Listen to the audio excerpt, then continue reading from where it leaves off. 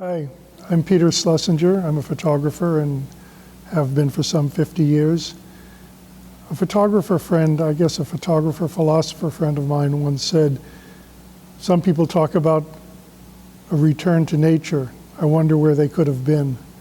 And despite that philosophical point that we can't escape nature, I think we mentally do a lot. And I photograph nature to provide windows back in, and particularly to humans living in concord with nature, agriculture that isn't giant machines dominating the landscape, and rivers that are multi-use, and forests that include old growth. So that's my interest.